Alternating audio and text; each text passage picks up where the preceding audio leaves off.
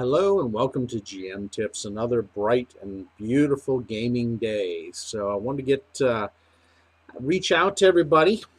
It's always good to get on here and talk with everyone, and I enjoy my GM tips. I really do enjoy interfacing with each of you and getting to know you, and I appreciate all those who are already following me. I know it's not Nerdarchy size, it's not Red Dice Society size. I know it's not Matt Mercer. I don't ever plan to be. I don't know if I can ever touch him on that size. And it's not Ask Ren or Evil Squeegee size, but I've got a nice following. And I really appreciate those of you that share your kind words, input, and really give me some good feedback on my videos. I love the community. It goes without saying. You guys are what makes role playing just as great as it is, and I've always enjoyed the camaraderie that comes from being a both a DM and a GM.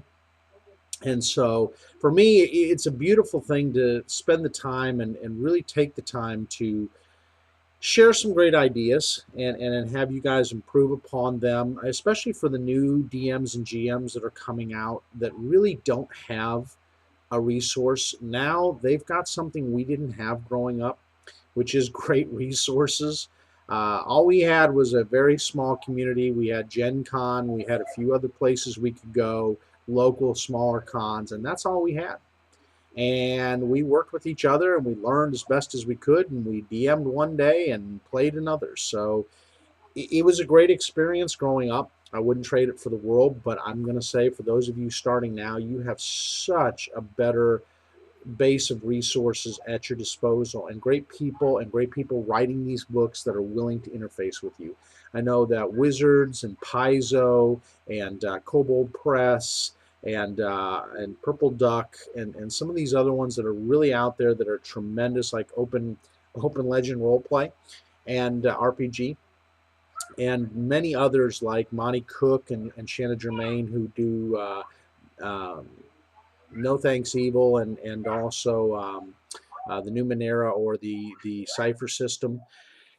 Really tremendous people that you can do, and even Savage Worlds, the Savage Worlds group and the people behind them, really good at answering a lot of questions and really trying to help the community. So for all of you that write great systems and gaming systems and gaming campaigns, thank you so much for the way that you've reached out to gamers and really embraced the new and upcoming gamers. So I've done that. Got so many more. You guys know who I recommend at all times to listen to on the podcasts. Please do. I never get tired of giving these people props because they give you examples of fun ways you can role play as a GM and DM. Great ideas, funny fun and mirth that allows you to renew your creativity. And big shout out to David Steele and Steel Empire. Really, dude, you rock, and you're such a positive influence on the community. You and Amara, your daughter, and just the whole group there with a family that role plays together, as well as some friends brought in with the family. Tremendous things. Chaotic Anarchy is a huge one that backs them, and so really appreciate that. I love DM Dystress. I know she's been, she did a lot with a group for a while and is finally back out doing her own thing. And she really is a lot of fun. If you haven't gotten to know her and follow her, please do. She really brings a lot to a strong woman DM and a strong woman GM. And all you women that are aspiring, please hook onto her. She is a tremendous source of positivity when it comes to gaming. The same with GM Andy, ANDI. She is another one that really promotes and does a lot across the gaming world and has fun with it. Some other ones that to think about, definitely following Rollistas. Rollistas are always fun. Basement Heroes, great bunch of people come together and write some really fun stuff. So I really appreciate them. Um, let's see who else on the others there that I got to think of. Evil Squeegee, good lord, I don't give Squeege enough love, I think, and bring him up. He has been such a real force of positivity. If you really want to learn from the ground up how to be a really effective GM and DM, please watch his stuff. Please subscribe and go out to Twitch and get on his stuff. Angry DM He's a great guy. Love Angry. He and Tiny are both just greatness, and he always puts a little bit of colorful language and anger there as his persona, but just a superhuman being under it all, and really has some great ideas. You just have to get past the edginess. That's his way of doing things, but he's not wrong in what he says. He is dead on.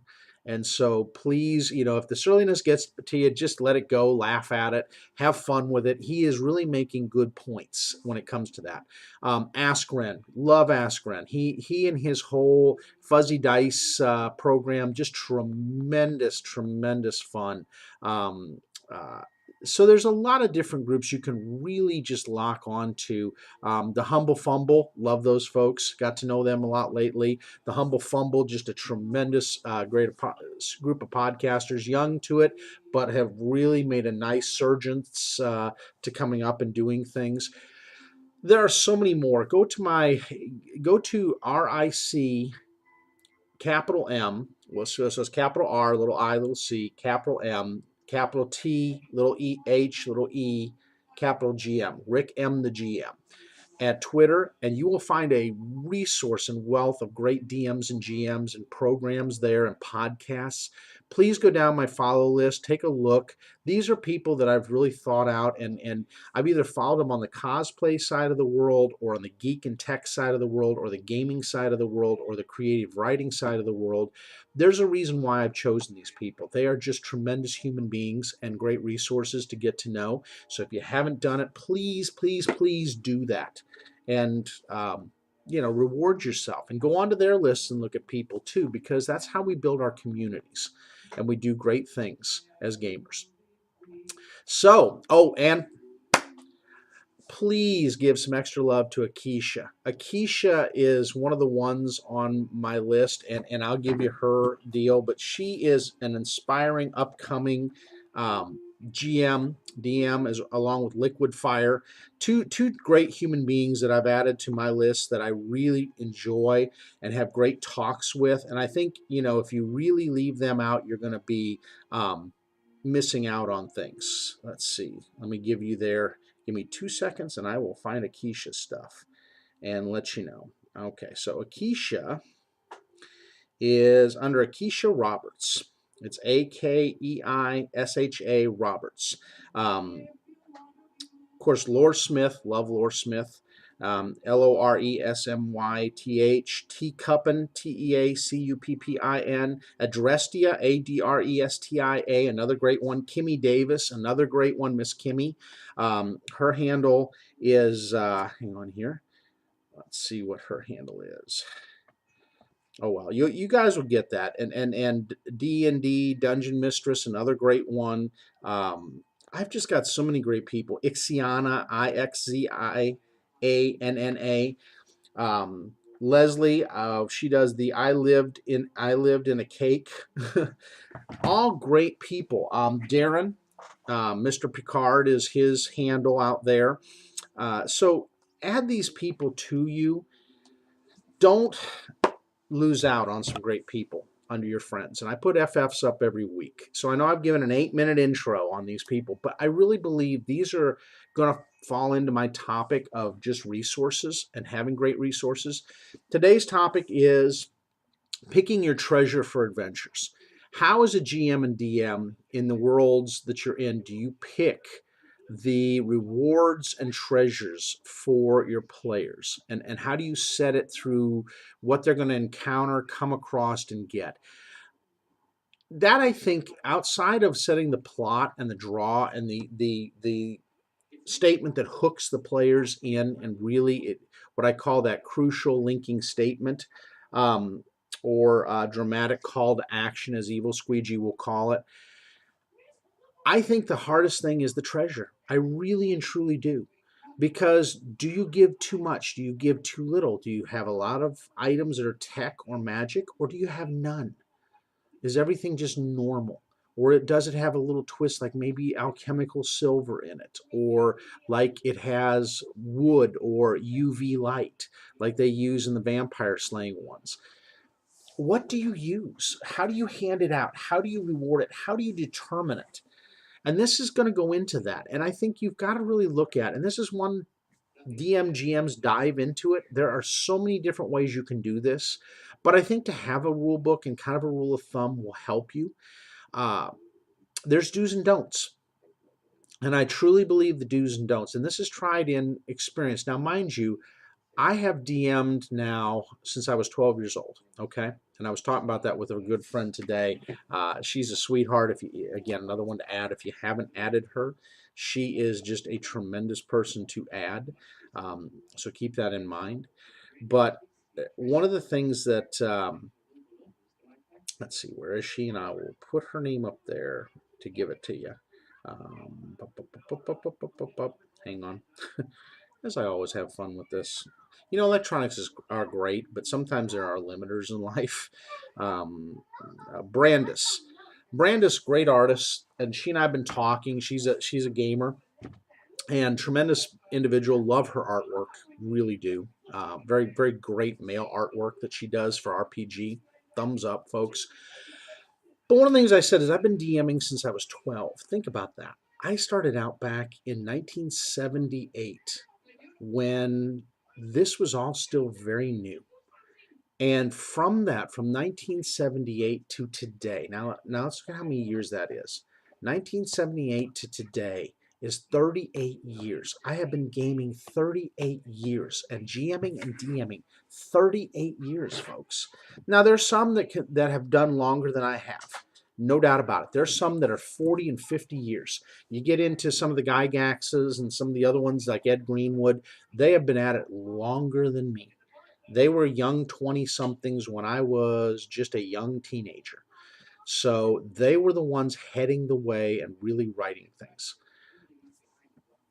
38 years of experience. I'm not perfect by any means, and I've got still growing and learning and evolving. But I do have some tried and true methods that I've learned over the years and mistakes that I've made and things that I've done that I wish I wouldn't have.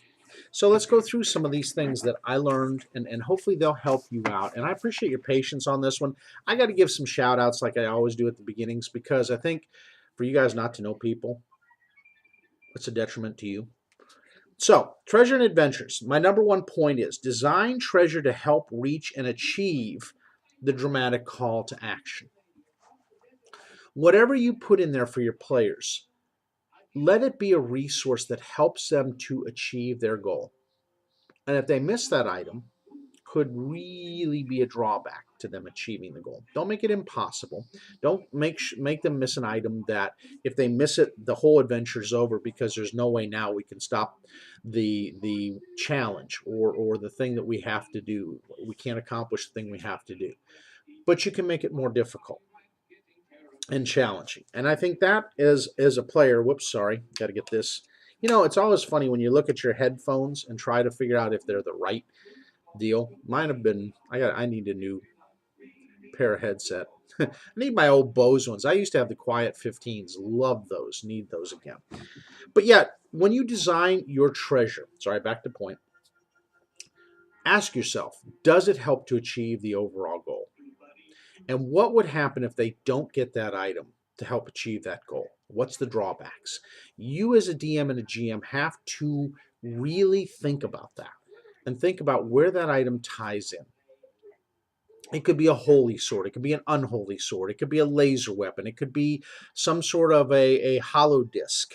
It could be a Colt 45 riding pistol with special bullets that take down the Wendigo. It could be weapons with UV light that take down the vampires or the rival vampire clan. You have to sit there and think out, what would this do? And if they don't get this, how is their adventure going to go? Perfect example.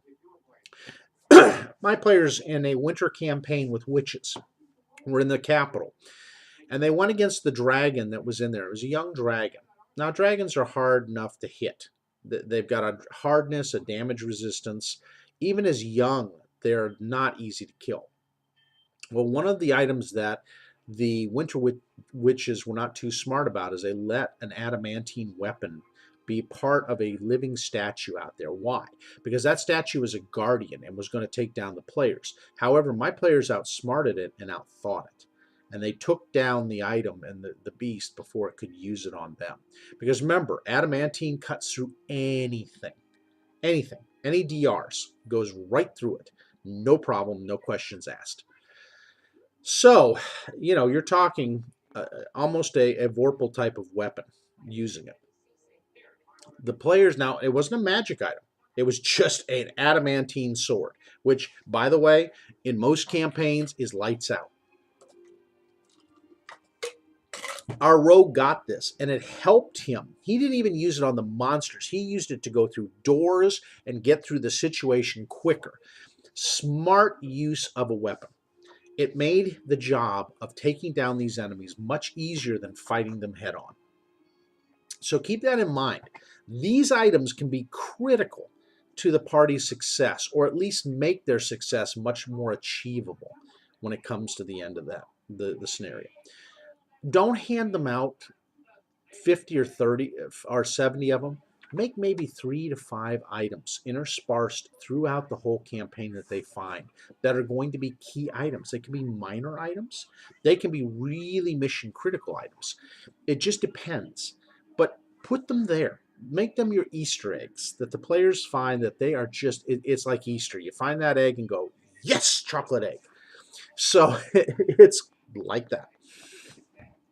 Number 2, don't over reward. And that goes into my next point. Do not over reward your players. Don't make magic so easy to get that your players just go into a little town or village and they can get any +5 item they want. Come on, folks. Or tech item on a planet, a backwater planet, and they can get power armor.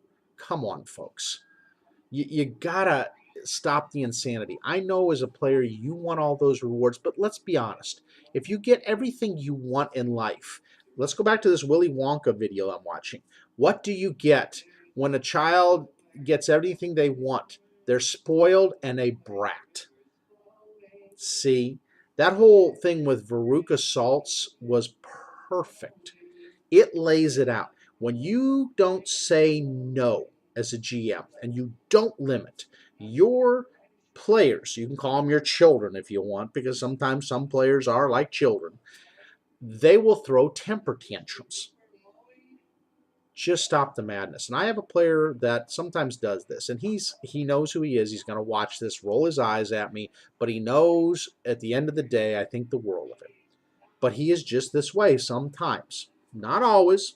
Once in a while he gets this way. Well, why can't I have that? Well, why isn't that available to me? Let me argue with you why it's all possible. Get a grip. The GM is the GM, the DM is the DM, and Mr. Player and Miss Player, if you don't like it, there's the door. Leave any time. Don't let it hit you in the butt on the way out. You don't get what you want all the time. And that's why some of these RPG systems that allow players to get any item they want, I don't like. Because it's like, okay, what's the point? Why not get this Quantium 5 million disruptor and just destroy everything you come across? Where's the challenge? Where's the story? Where's the epic? Let's look at a perfect anime that I love going to that lays it out as Bleach. I love Bleach because the main character in Bleach doesn't always win. And he gets his head handed to him multiple times before he gets the W. And he just barely gets the W sometimes. That's the way I look at role-playing. That's the way it should be. That a hero really goes to that level. And if you don't, then you don't make your system fun. 3, and again, I'm looking down at a list, but I want to write these out because as you look at them, it's the smart thing to do to keep this in your own library. So if you aren't writing these down, I would. Design unique items. Don't just pull everything out of the Ultimate Equipment, Pathfinder books, by the way, the Ultimate Combat, the Core Rulebook, the GM's Guide, the DM's Guide, the Game Mastery Guide, the whatever guide. Make your own. Make your own. But when you do it, make sure you look at three things that are involved: the challenge level that the players are at currently. What does the item do to either enhance or overwhelm that challenge rating? And does it make the player invincible to where they don't even have to think? Or does it just give them a little bit of help that when they need it at that critical moment, it just edges the thing their way? That's the way I like to make my items. I don't want them omniscient, omnipotent, and can do everything. I want them to just be that one little critical thing that when they're trying to think of, oh Lord, how do I fix this? How do I get out of this? Wait! And the lights go on. Have challenges where players sacrifice these items. I love that as a DM and GM. They got that adamantine item, but in order to win, they got to stick it in the gullet of the very thing that's going to have the juices to melt it down. Now they don't have that adamantine weapon again, or power, or vibro blade, or chainsaw blade. Now what? Now we got to go back to our senses and thinking about things. Now we can't just depend on the item to save us. You see where I'm going with this? Always do that, folks. As a GM and DM, do that more than not. Have an item snap when they kill the thing that they needed to do, but unfortunately there was something in that creature that affected that item. Rust monsters are amazing little monsters in a game. Players hate rust monsters. I love them. I've had players fall through and lose the most valuable item, and guess what? Adamantine is not invulnerable to a rust monster. Oh, am I wicked? Some of you are already chuckling at this right now, going, yes. No, it's not about that. It's just the fact you got to throw in challenges. It's not fun if the challenges aren't there. Have them, sacrifice an item. Have items of significance and meaning to the players. Maybe it's something that brings back a memory from their childhood. Maybe it's an ancestral item. I've got one player with an ancestral blade that got it enchanted to a holy sword for his holy warrior. He could have chosen other blades, but I didn't want to take him away from it. Now, he may end up having to pay the ultimate sacrifice with that blade, but that blade holds significance to him. It is a stepping stone in his story, or her story, or their story. And you know what, Madam GM, Madam DM, do those things to do that. You are the creator of the fun fabric of their story. You are the, how should I say, enabler. That's a perfect word, enabler of their story. You enable them to realize what their background wanted them to realize and the dreams that they're wanting to achieve. You don't have to make it easy, but you sure can make it fun along the way. Don't make rare items common. Relics are not common. +4 and +5 weapons are not common. Astro Annihilator swords, power swords for your sci-fi game are not common. Archangel swords to kill the vampire are not common. They are rare beyond rare, and the cost. That's why they put no cost with an artifact in most games. You, the GM, set the cost, and the cost better be high. You can't find them. They're one of a kind. In some cases, 8 of a kind. But think about how many billions of creatures there are, and there are 8. How easily are you going to get them, and what kind of bullseye do you put on yourself owning it? See, there's the real question. Everyone that took an Eye of Vecna understood that they were going to have the biggest bullseye from goods and evils put on their chest. Why? One wanted to destroy them or put them into oblivion. the other wanted to use them. You are now a known target after you get that item. Never forget that. And never let the player forget that either. They are a target. They call to them. And some players get mad and go, well, why is that the case? Well, think about it. Buck up, Buttercup, and think about it. You wanted the most powerful item, so now you put the biggest bullseye on you.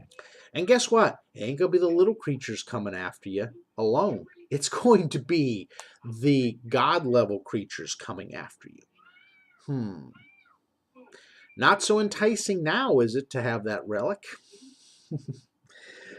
Okay, include cursed items. Loves me some cursed items. And don't hint that they're cursed.